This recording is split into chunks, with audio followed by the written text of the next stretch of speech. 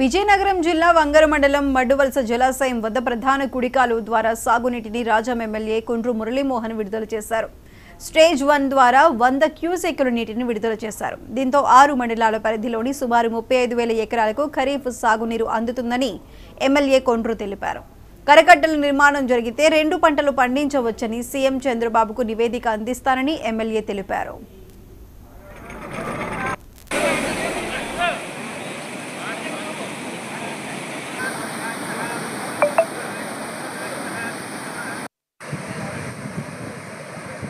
ఇప్పటికే పూర్తి చేసాం. పూర్తిగా ఎక్కడ కూడా ఇబ్బంది లేకున్నాను.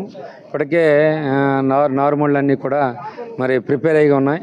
సో ఈ వాటర్ ద్వారా 25,000 ఎకరాలు కన్ఫర్మ్గా ఇవ్వడం జరుగుతుంది.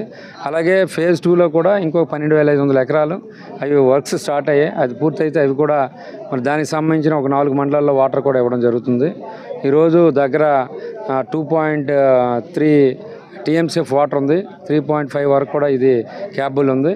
అలాగే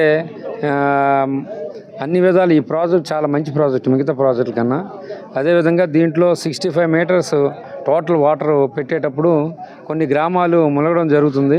దానికి సంబంధించిన ఏవైతే కరకట్టలు ఉన్నాయో, గ్రోయిన్స్ ఉన్నాయో ఇవన్నీ కూడా ప్రభుత్వానికి నివేదిక ఇవ్వడం జరిగింది. ఇప్పటికే అవి శాంక్షన్ చేస్తే పూర్తిగా ఈ ప్రాజెక్టులో 65 లెవెల్ ఇస్తే 2 పంటలు కూడా నీరు వస్తుందని రైతులు కూడా అడుగుతున్నారు. దీనికి సంబంధించిన అన్ని కార్యక్రమాలు కూడా ముఖ్యమంత్రి దృష్టికి తీసుకెళ్ళి అవి శాంక్షన్ చేసుకోవడం జరుగుతుంది.